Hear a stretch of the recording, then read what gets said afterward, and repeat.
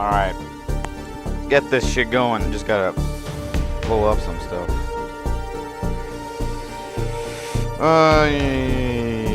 Yalla.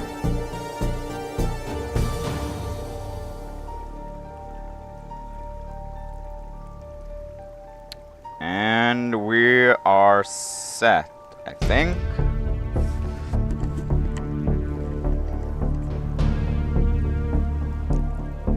Okay. Good shot. There we go. Alright, let's go. At the bottom of the deepest hole in the world, something is waiting for us. If someone had told me a couple years ago that my obsession with rocks would land me in a Chinese prison, I would have said probably not. But here I am. I used to be your average geologist when I saw the research ad. A university in Beijing was looking for a deep earth specialist for a multi-year project. So of course I signed up right away. Jobs like that are pretty hard to come by in my field.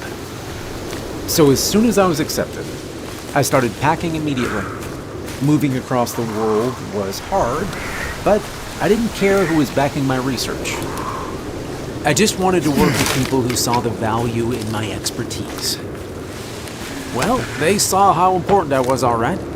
One minute I was studying some weird reports of seismic activity in the northern provinces. Next minute, I was surrounded by Chinese special forces. They told me they found proof that I was a spy. What? One day later, I was locked up in some high-security prison cell. I never saw any of this proof, by the way. But I stayed there for a week before they came to me with a deal. That day, I was trying to figure out if the damp patch on the wall was getting bigger or if I was losing it. And that's when somebody opened the cell door and walked in. He was dressed in a lab coat, and he looked like he'd rather be anywhere but here right now. Peter, he started, his voice flat. I'm Dr. Zhang. The government has a proposition for you. Yeah? I asked. Not like I had many options to begin with. Yes. My team has just completed drilling the world's deepest hole, he said, as if he was talking about something as normal as digging a garden pond. It's a significant achievement, he continued. But before we make it public, we need to ensure it's safe for further exploration. Huh, and let me guess, you want me to play the guinea pig because I'm expendable? I asked. Well, something like that, he replied. You're a geologist. Who better to assess a geological project? What's in it for me?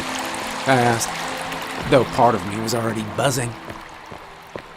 Scary government prison aside, I always dreamed of exploring someplace no one had ever been. A reduced sentence and a position in a government research team. If you succeed and survive, of course, he replied. Survive, huh? They really knew how to sell a dream. But he was right. This sounded like a job for someone like me. I had the skills, the passion, and the motivation to get the hell out of here. All right, I'm in, I said. When do we start? Good. We start tomorrow. Get some rest, he said. And he turned away and walked out as quickly as he'd arrived. I stayed awake that night and couldn't sleep.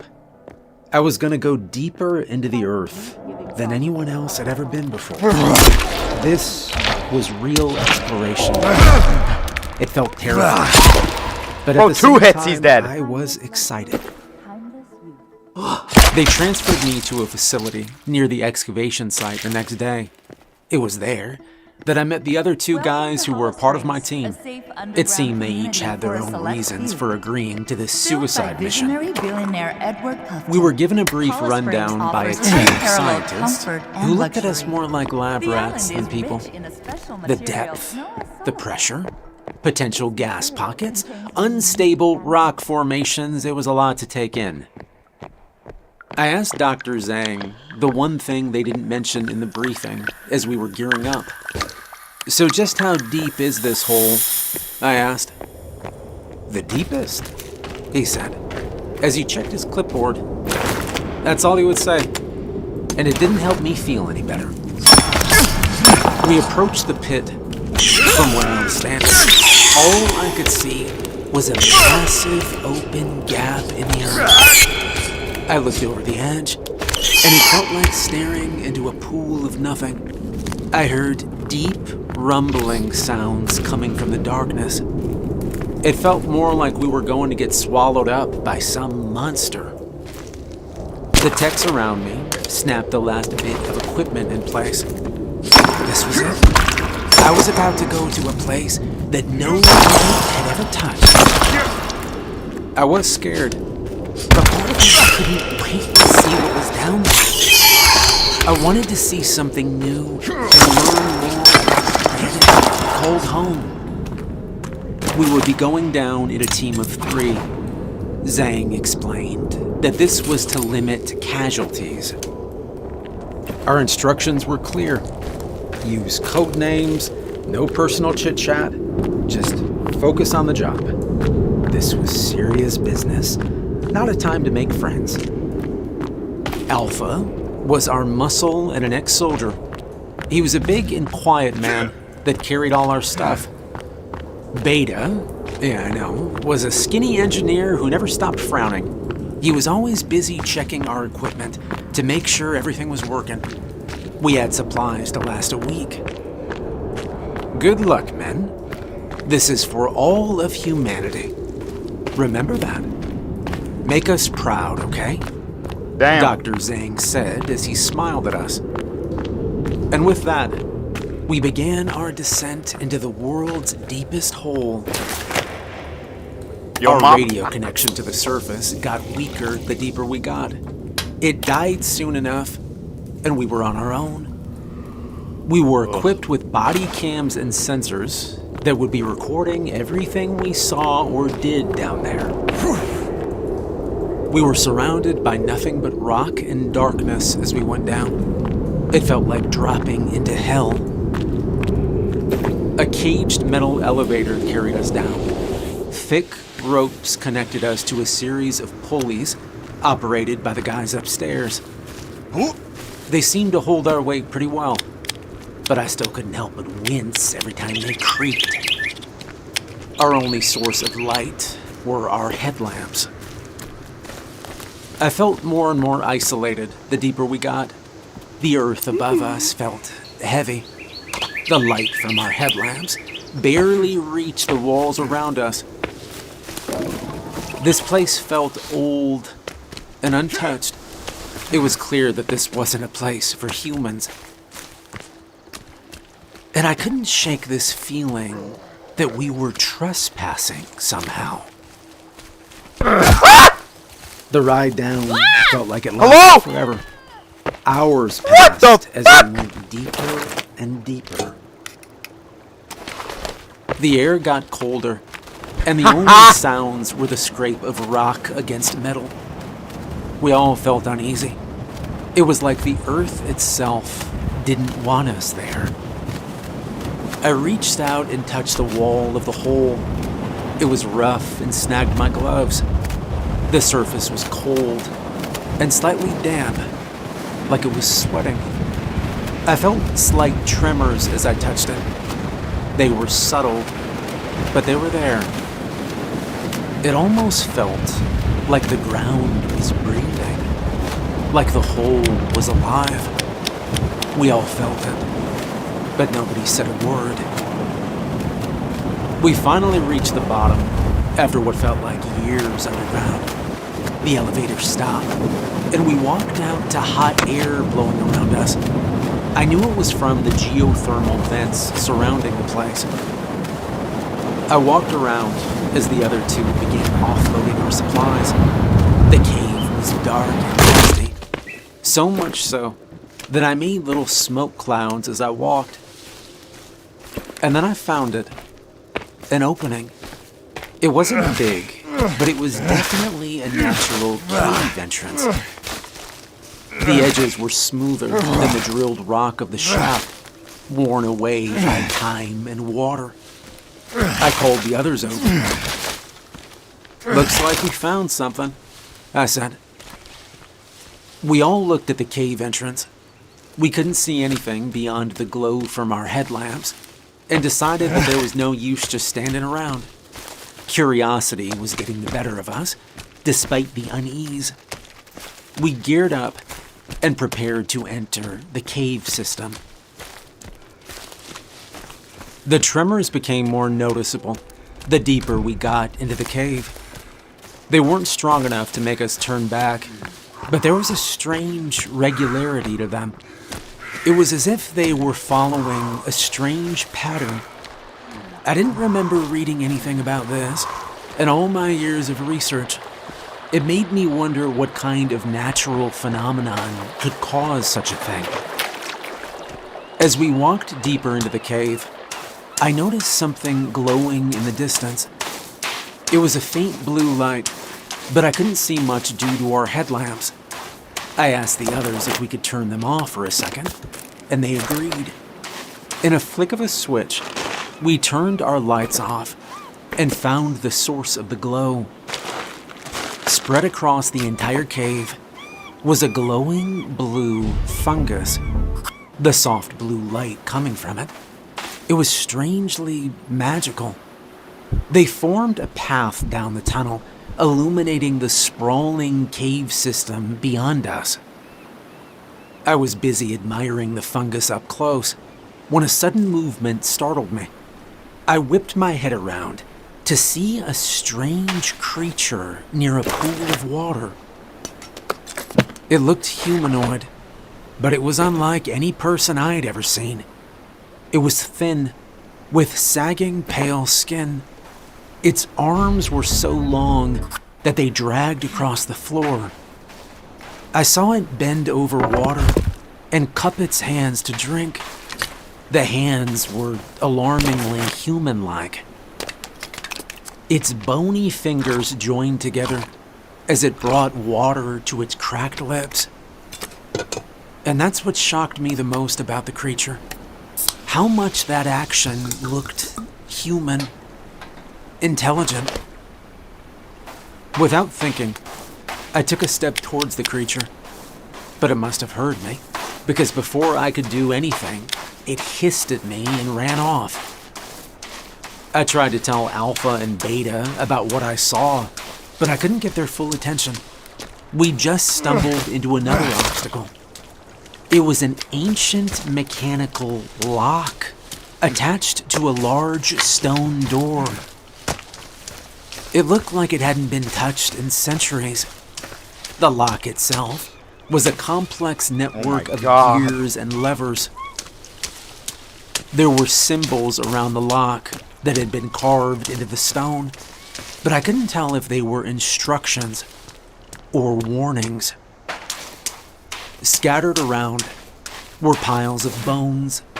Some were clearly animal bones, small, delicate ribs and skulls, but there were human remains too. Several skulls sat at the base of the door. Everything was illuminated by that same blue glow that covered the cave walls. It seemed to glow brighter here. I knelt down to better examine the lock. I wanted to see if I could open it, or at least understand the mechanism better. But then we heard it, a soft shuffling noise in the distance, and along with it, sharp hissing noises that almost sounded like some sort of language. They echoed through the cave walls, getting closer. Oh, Jesus I Christ! spun around, and I saw what was making these noises. This snow, Humanoid creatures poured out of the tunnel in a swarm. They were packed in tight, like a wave of flesh. I could see now that they didn't have eyes.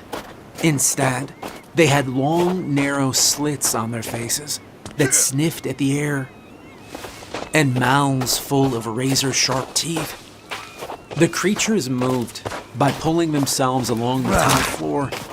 They sniffed the air, and their hissing grew louder and more aggressive as they shuffled closer. We started to panic. Beta and I tried to work out how to unlock the door, but the mechanism was full of complicated levers and gears. Meanwhile, Alpha stood between us and the creatures. He had his gun out. He tried to keep it steady, but I could see even his hands were shaking. The lock was unlike anything I'd ever seen. It was glowing with the same blue fungus that lit up the cave. It looked almost alive. The creatures were getting closer. I could hear their raspy breathing echo throughout the tunnel. Alpha yelled at us to hurry up. I could hear his voice tremble. Beta continued to fiddle with the lock. I could see him moving the gears around. And then suddenly, one of the creatures jumped at Alpha. Its long, snake-like arms reached out for his throat. He fired his gun, and he hit the creature square on the chest. A spray of that glowing blue sludge erupted from the creature. The loud bang echoed down the tunnels. But that only seemed to bring more of them. Soon, the creatures swarmed from every direction. They poured out of the tunnels and dropped from the roof. Their bodies twisted and writhed as they crowded towards us. The ones at the front of the pack were only a few feet from Alpha now. He fired off a warning shot when the door started to move. Beta had finally figured out the lock. Inch by inch, the giant door creaked open. Without wasting a second, Beta shoved me through. Alpha fired round after round, trying to hold back. Ew! He shouted at Beta to move his ass. Behind him, I could hear the machine gun and the creatures hissing. Beta quickly crawled through the gap in the door. From the other side, I turned back just in time to see a creature reach Alpha. It grabbed him by the throat and pulled. Alpha choked and stumbled, but with a final burst of strength, he aimed his gun at the lock and fired. One of the creatures was trying to crawl through the opening, but as Alpha hit the lock, the door slammed shut. The creature was torn in two, spraying the wall with that glowing blue slime. It twitched for a second before finally dying. As Beta and I leaned against the cold stone wall, catching our breath, the sounds from the other side of the door filled me with dread. Face reveal. Nah, I've done this 100 times. Screaming, Done this 100. and the unmistakable sound of gunfire. And then, abruptly, it all stopped. The silence that followed was almost worse. In that moment, a deep sadness washed over me. Me and Alpha, we hadn't known each other well, but he'd sacrificed his life so that we could escape. I don't know what the hell he did to land him a spot on this suicide mission, but at that moment, it didn't matter. I put a hand on the door, thanking him.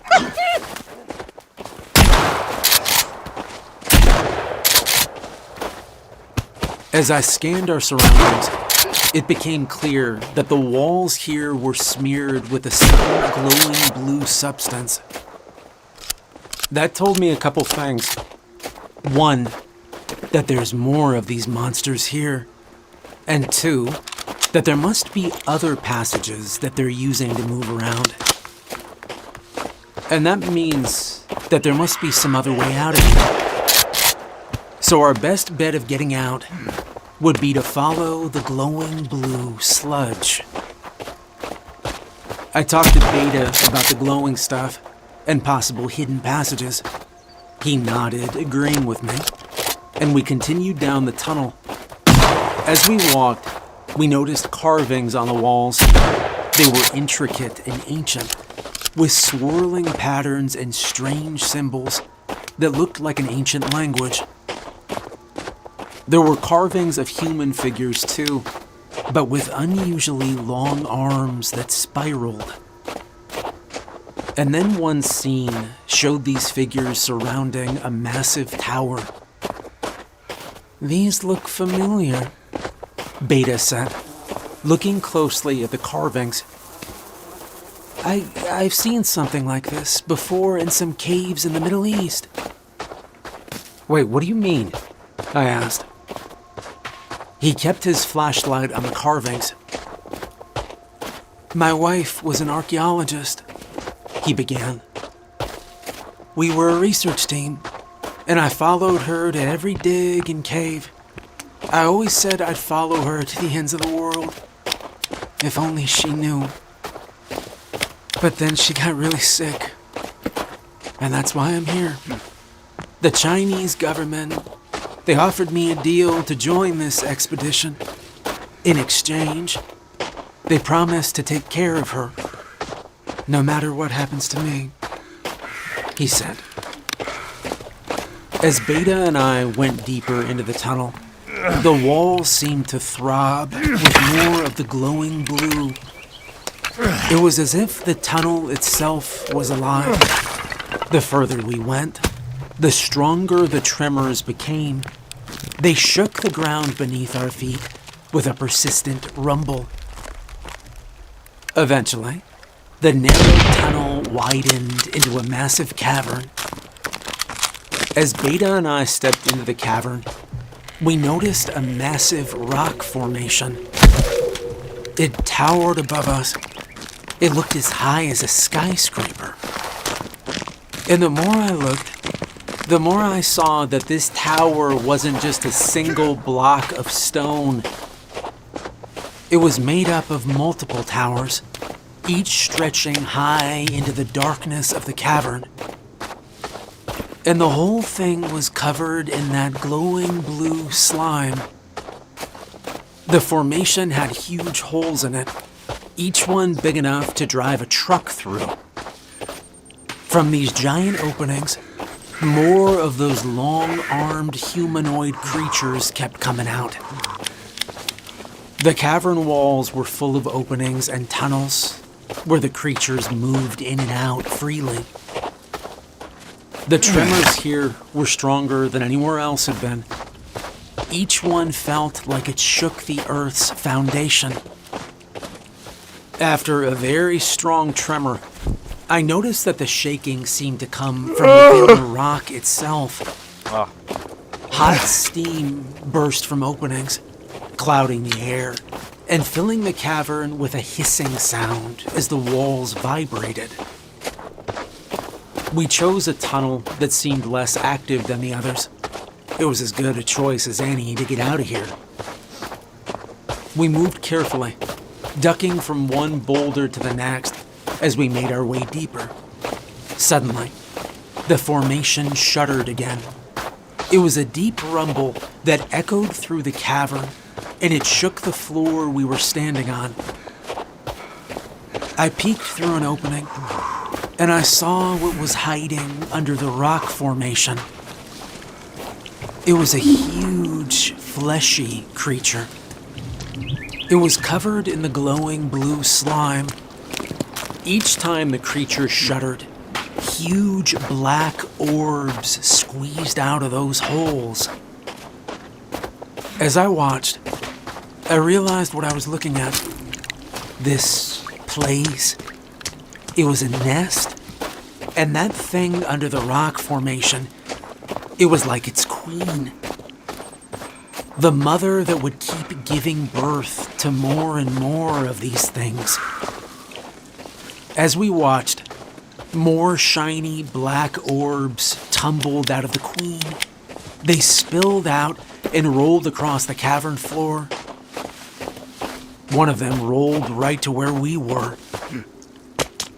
Beta quickly moved forward and knelt down beside the orb. He explained that part of his mission was to collect a biological sample from these creatures. He and his wife had found similar orbs all over the world during their archaeological digs. But the ones they'd found were old and fossilized. The government wanted him to collect a fresher sample. I did not think this was a good idea, but carefully, Beta pulled out a small toolkit and began to scrape at the orb. He caught tiny black flakes in his test tube. He was gentle, trying not to puncture the egg. But as Beta collected the sample, the orb started to put out this awful smell. It reminded me of rotten eggs. It filled the air, making it hard to breathe without gagging. I looked around, and I saw that whatever it was attracting those long-armed creatures. They sniffed the air and hissed as they moved closer. Before I could warn Beta, one of them jumped at him from the shadows. It moved with terrifying speed. Its long, snake-like arms reached out. It grabbed him around the waist, pulling him to the ground with incredible force. The creature started dragging him away towards one of the larger tunnels. "Take the sample!" Beta yelled at me as he struggled against the creature's grip. "Get it to the surface!" I took the small container and I wanted to help him. Beta was fighting back hard. He reached for a large rock, trying to hit the creature to break free. But then more creatures came. A second one violently twisted, and it tore his arm off. Blood spurted everywhere, and he screamed. Damn! The creatures weren't just randomly attacking. They were working together and reacting to us. They were smart. I wanted to help him, but within seconds, there were dozens of them on him. The creatures hissed, and I could hear Beta's screams behind me as I ran. A sharp metallic scent filled the air. It was blood. Confused, I realized I'd circled back to the tunnel where Alpha had made his last stand. I looked around, but I saw no signs of a body, just blood. But I didn't have time to think about that. I could hear the creatures hissing and chasing me from behind. I kept on running, trying my best to remember where the cave entrance was. Finally, I reached the open area where we'd arrived. I ran straight for the metal platform that had taken us down into this nightmare. The platform had a hand-operated lever that was my ticket back up. I grabbed it and I started cranking as fast as I could. Below me, I could hear the sounds of the creatures coming out of the tunnel. Their hisses and screams got louder. When I looked down, I saw a mass of pale, twisted bodies spilling out into the open. They rushed towards the platform, but I was already moving up. They formed a giant, moving mass of flesh right beneath me. They stretched their arms towards me, and they tried to pull me back down. I cranked the lever faster, taking quick breaks before forcing myself to continue. Each time I paused, the sounds of the creatures grew even louder. A few minutes went by, and ever so slowly, the sounds began to fade away. After what seemed like forever, the platform finally started moving on its own. I realized the surface team must have noticed I was coming up. I was so relieved that I collapsed right there. As the platform reached the surface, the sunlight was blinding. Dr. Zhang and the rest of the research team were waiting for me. I was sweaty, dirty, and I looked terrified. But he didn't care about any of that, and he reached out for the container. "Did you get it?" were his first words to me. I nodded, handing over the sample. He asked if I'd recorded data. Yeah, it's all here," I said, pointing to the gear strapped to my back. It had recorded everything we'd gone through. Dr. Zhang seemed relieved, even pleased. This is a much better result than the Russian expedition, he said, as he examined the sample closer. Governments all over the world have tried to see what's down there, you know. But all previous attempts have failed, he said. I was too tired to fully process his words, but they hinted at a larger, more complex operation than I'd realized.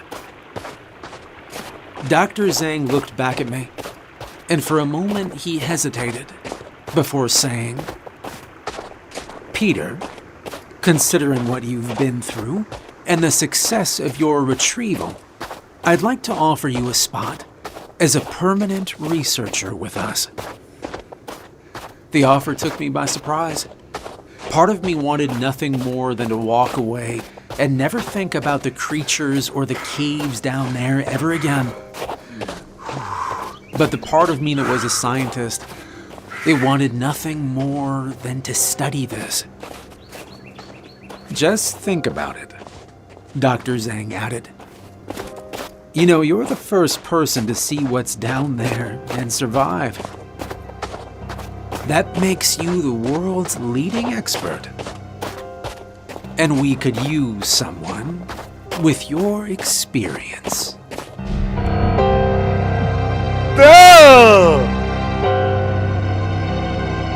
Hey, I hope you enjoyed the video.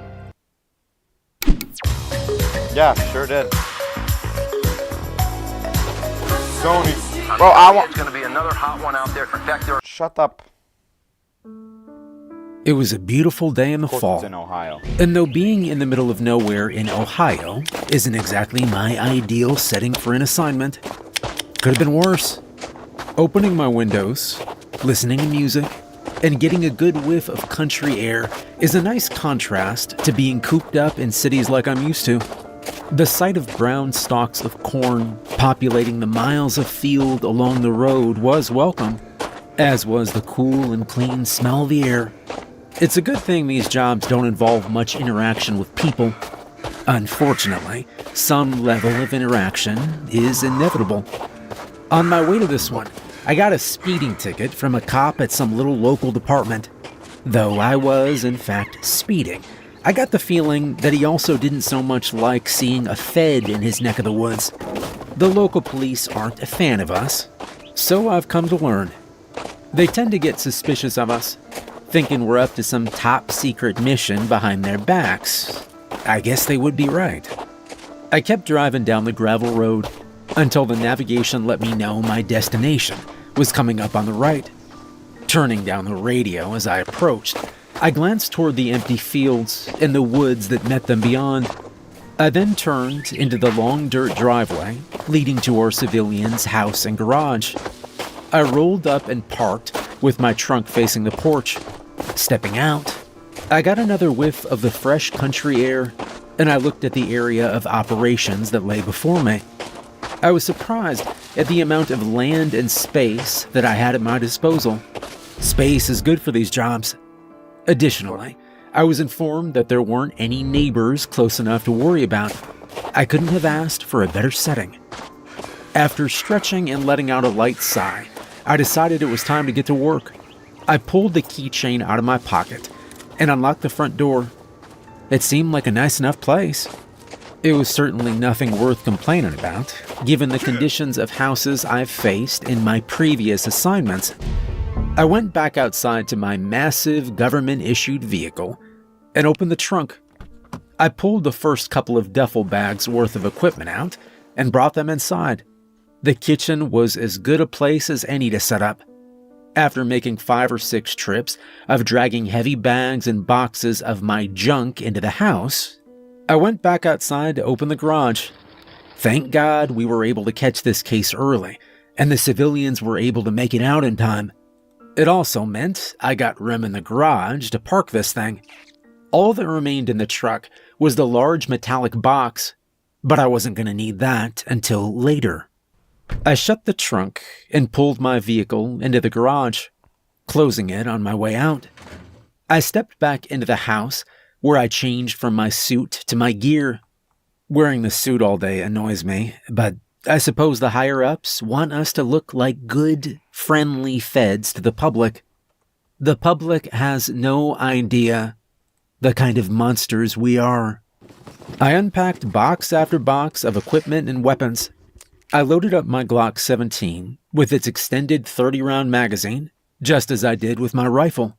I checked the laser sights on both. All good. Next was my favorite, the best scope you could ever ask for. It's sure nice to have a virtually infinite budget. Perks of working for the U.S. federal government, I suppose.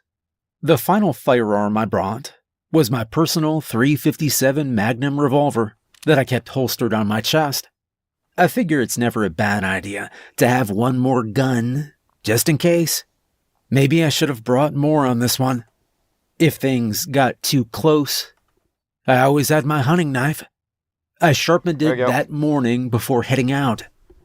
The next few hours consisted of me going out into the woods near the house in various places and setting up dozens of my little cameras equipped with motion sensors. They were there to give me an idea of the location of anything that got brave enough to get close to the fields that surrounded the house. I'd be able to know about anything that was coming to me. I didn't take too much caution in setting things up. Things never get interesting until nightfall. I returned to the house, where I turned on my laptop and assured that all cameras were connected and working. I could see every single one of them from there and would know if anything so much as moved. I then got situated on a chair by the kitchen table, where I opened the window and set up my rifle to watch the fields with. I suppose it would be worth mentioning why I'm out here, setting up my reason to believe in handling where the movement had come from, to snap. Okay, I've already watched this one.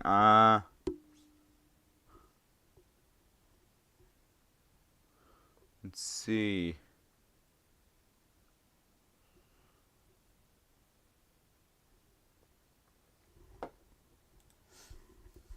At the bottom of... Where the fuck is that? Adobe, I don't know. To hell with what counts as classified. People need to know what happened here. I don't know what the government was after when they started their experimental zoo here, but I need to let people know what it can do to humans. What it did to my friend. My name is Greg, and I operate the lighthouse out here. I can't really say where, but let's just say it's an island off the southeastern coast that isn't on the map. I'm the kind of guy that enjoys my alone time, so it's a perfect job for me. Boris is the primatologist, so he's the one working with the monkeys. There's about 500 of them here, and they roam free. They usually like to keep their distance from me, and I keep my distance from them. Boris feeds them, so they like him more. I don't like to pick a fight unless they get too curious near the lab or start chewing on the wires to my satellite TV. Boris's job is the monkeys. Mine is the lighthouse. Now Boris, he doesn't bother me much, but sometimes our paths cross for meals. It's just him and I here, and occasionally some government types when they decide to helicopter in from the oil rig to drop off supplies. I don't ask a whole lot of questions, and I think they like that about me. Tell you the truth, I think the reason I'm here is so that Boris doesn't go insane. I think any man would if they spent as much time with monkeys as he does. He seems to know a lot about them, and he's taught me a little over the last few months. He calls them an old world monkey, but I saw something I shouldn't have. And now my cozy island living has turned into a nightmare I will never forget. I woke up to the sound of new orders printing from the fax machine, a sheet of paper coming directly down from the government on high. But this time was different. Whatever the page said had disturbed Boris. He was pacing around the room, muttering to himself as he read it. I couldn't hear what he was saying. He then sat quietly in the corner both hands running through his thinning hair. This was the dance we do when our paths did cross. I would pretend to mind my own business while he wrestled with some secret government task on the other side of the room. I kept one eye on him over the book I was reading. He got up from his seat, headed straight to the kitchen, pulled out the bottle of liquor from the shelf. His hands trembled as he poured a drink. Things are going to get dark out here, Greg. He slid the paper across the table. I maintained eye contact as I placed my book on it. Look, man, you and I both know that we signed something that says I really should look at that, I said. He picked up the glass, irritated that I wouldn't look. He returned to the other side of the room and slumped back in his chair. It didn't take long before I picked up the book off the page. My curiosity got the best of me, wondering what the big secret was. I looked at my book, eyes drifting towards the page. It was a single line of text. Don't feed the animals. That's all? This is what made him so upset? The monkeys seem to have plenty to eat without Boris feeding them. I have personally seen them eat coconuts, corn, seeds. So what if he stopped feeding them those yellow, egg-shaped dry biscuits? Called it chow. He knew I'd looked. They want a famine, Greg. And they will get more aggressive as the island's resources dwindle. The monkeys are going to get restless. He was staring at me, as if waiting for the gravity of his words to register on my face. He continued talking. You understand that monkeys are not so different from humans, genetically and behaviorally. Remember when I captured that alpha? What was his name? Lucky.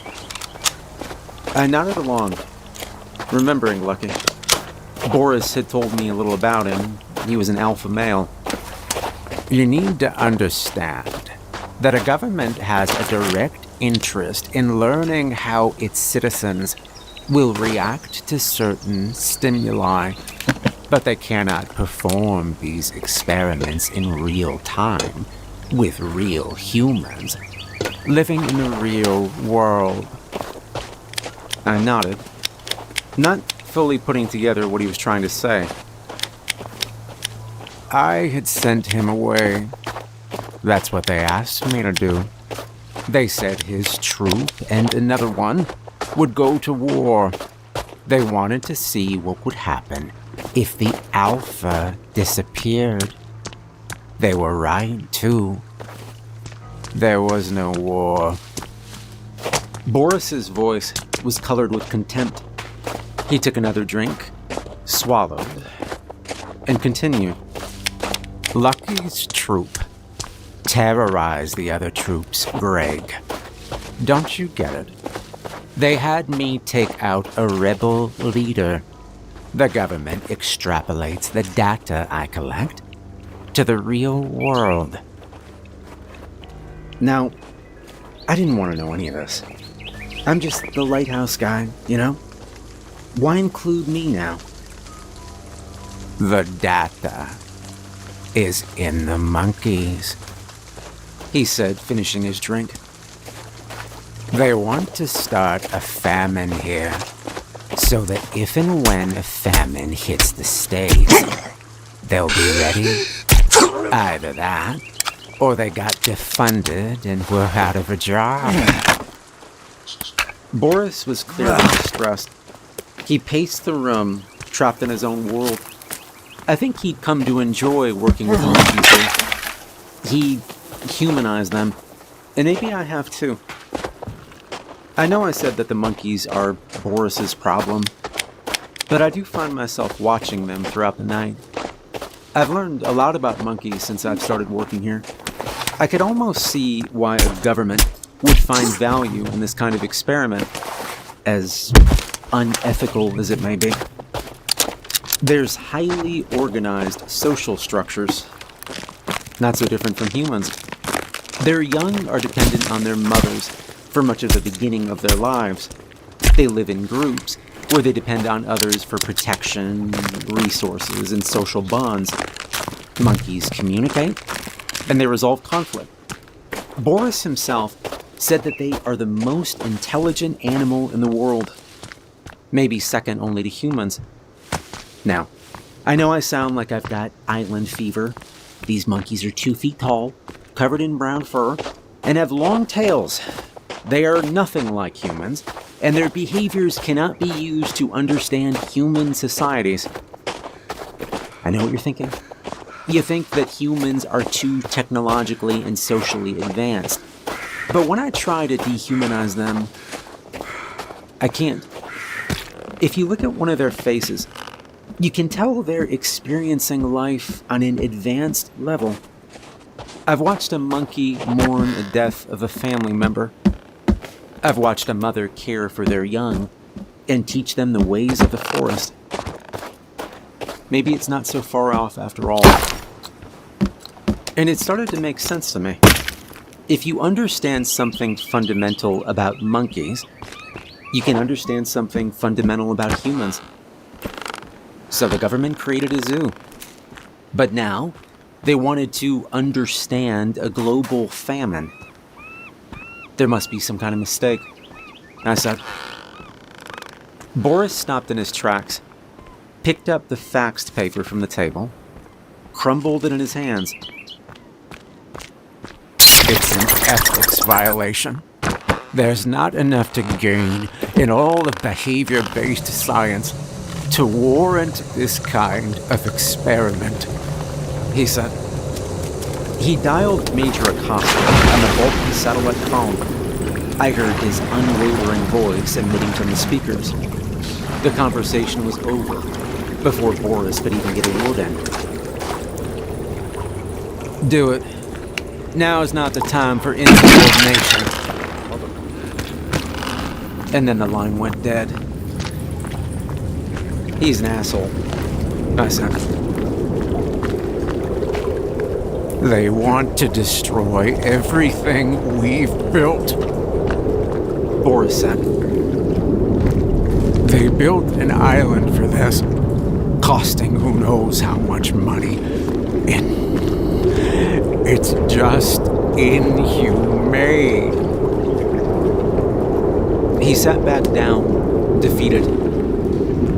Poured himself another drink. Well, let's keep feeding him, I said. We'll take the next resupply helicopter back to the oil rig, and we'll tell them we refuse to carry out the project. Together. Boris sighed. I offered my hand. He shook it. But the weight of our next few weeks started to weigh on me. This island was going to change fast. I lit a cigarette. If you stayed up all night and only ever talked to one guy on an island full of monkeys, then you would smoke too. We took inventory. We had 2 days left to salvage the 3 monkeys, maybe 4 if we started rationing more. We had enough for ourselves for several weeks. The government wasn't going to send us out here to feed ourselves, and the weather was often rough.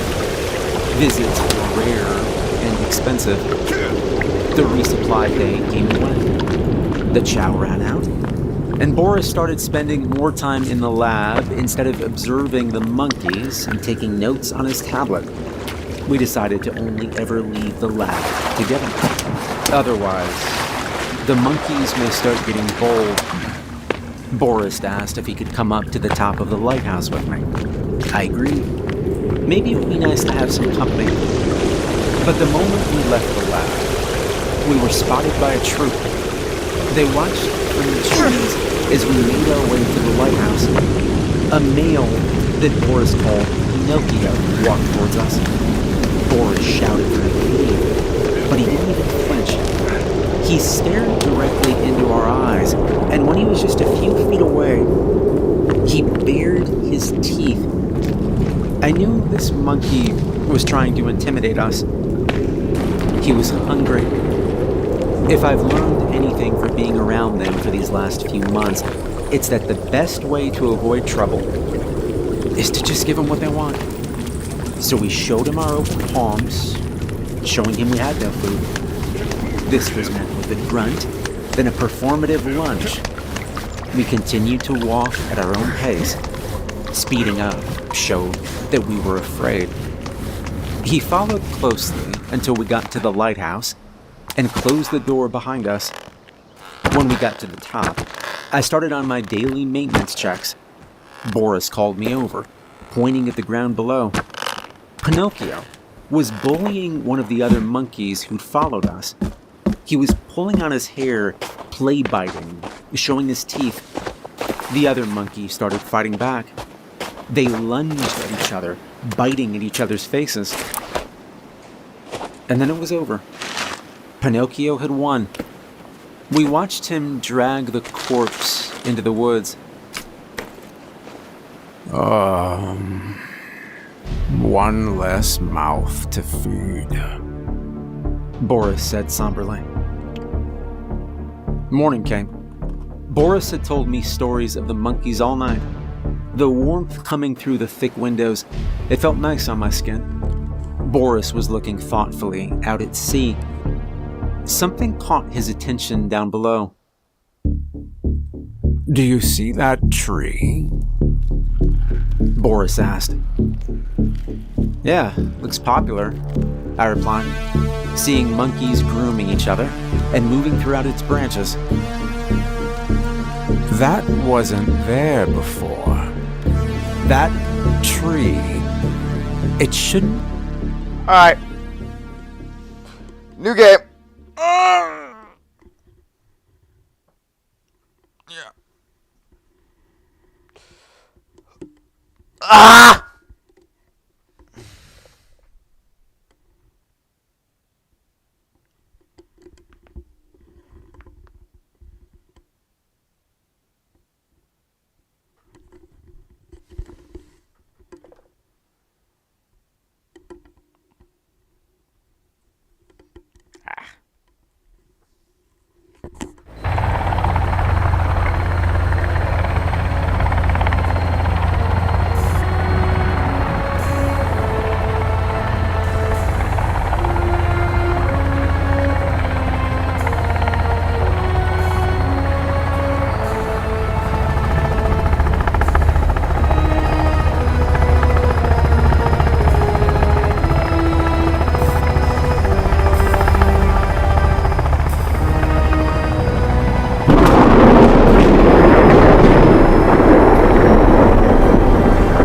Nice.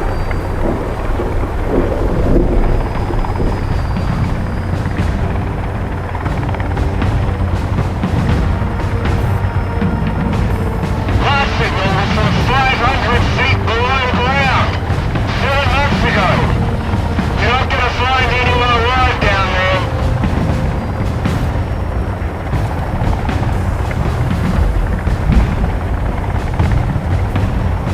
Kevin is living his life.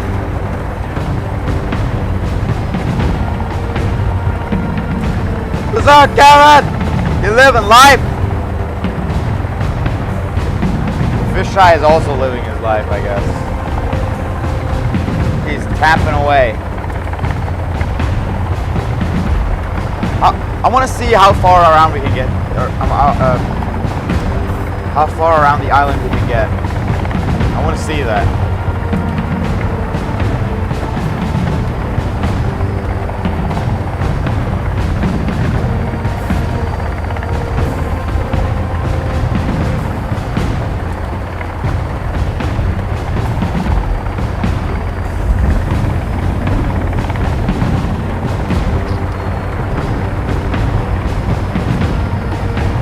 Get around like the entire island.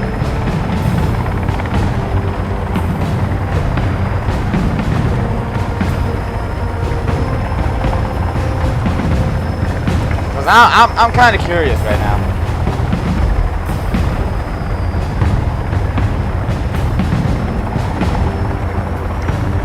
He is 63. How old is Barbara? She's 60. Nice. 175. He's tall, boy. 160. Damn, she's a short boy. No, a woman.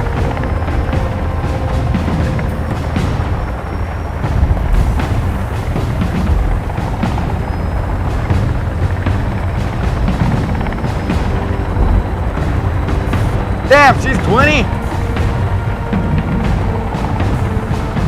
My God, they were in their 40s when they had her. God damn.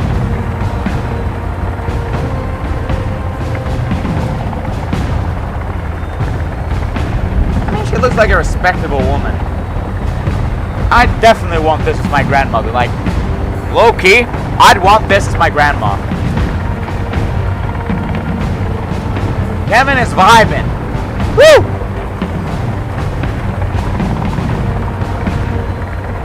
Alright, no, I don't want to turn off my computer yet. I wanna see how far around the island I can get.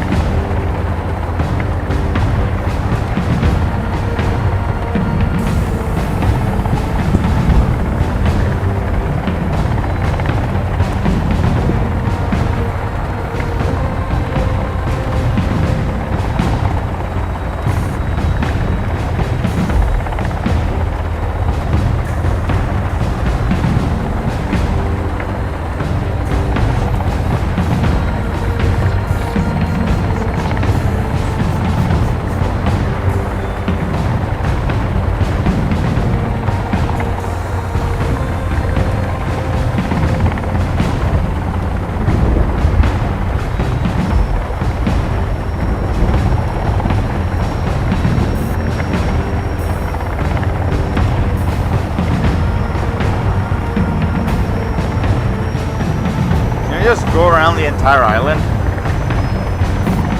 That's what the island looks like? Damn.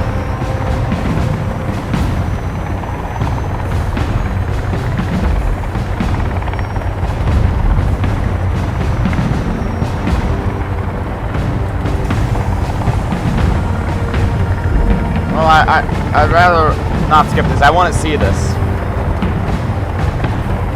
So once I see that beach, like, I know I circle the entire... What the fuck? I didn't do none! Huh? What did I do? Alright, whatever.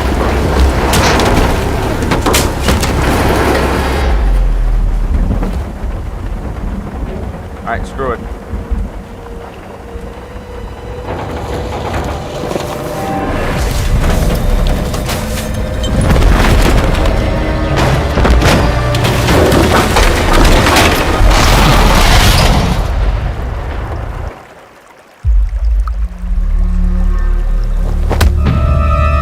Now who invited you here? You ugly bastard!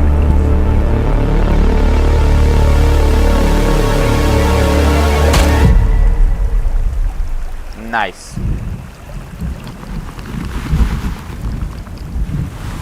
Right, new game. We're living. Kevin is screaming in pain.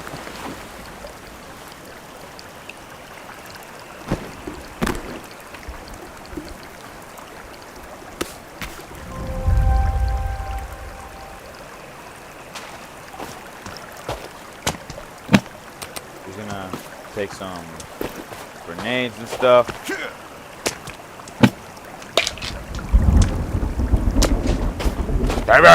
Kevin! I know his name is something else. It's not Kelvin, that's just his code name, but we're gonna call him Kevin because Kevin is funny.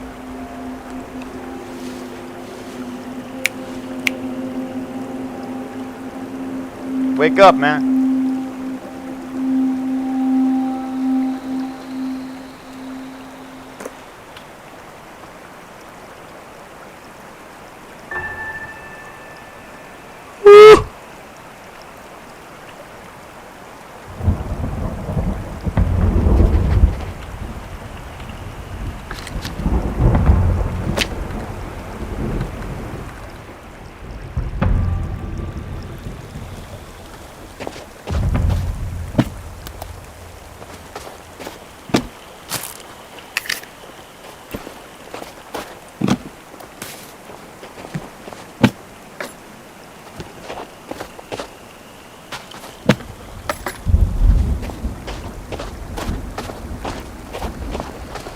Got a bunch of ammo.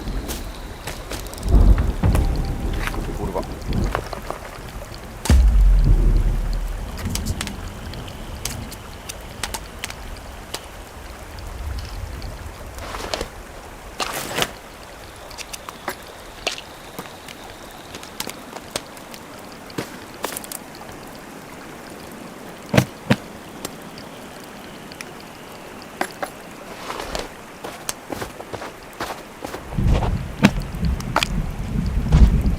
Nice.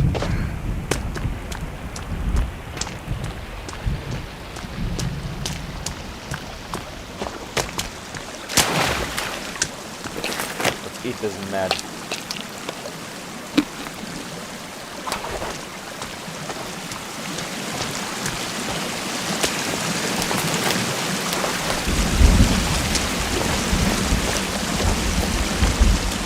What the fuck is Evan?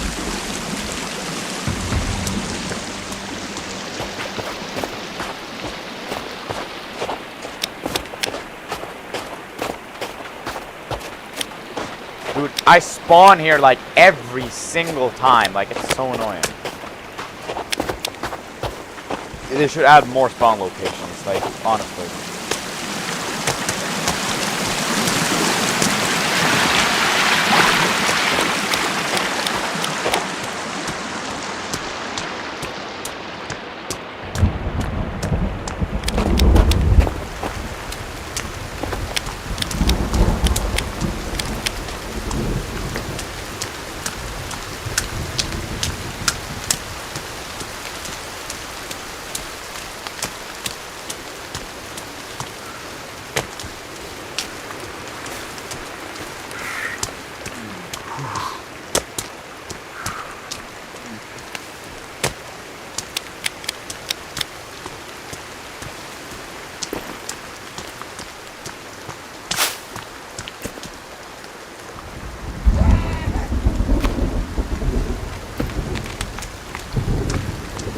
Ugly ass.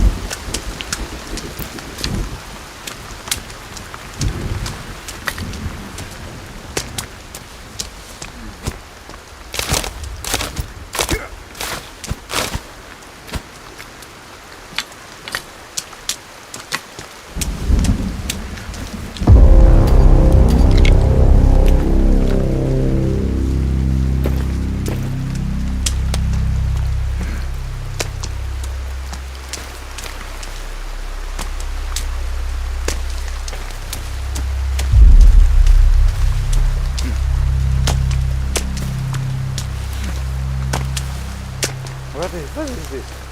What are we doing?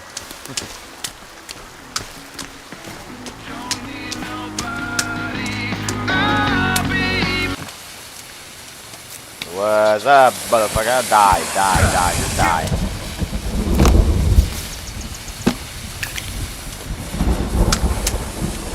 Thank you. Who is Jack Cole? What is he doing here? Puffton didn't have any friends. I can do Puffton like that.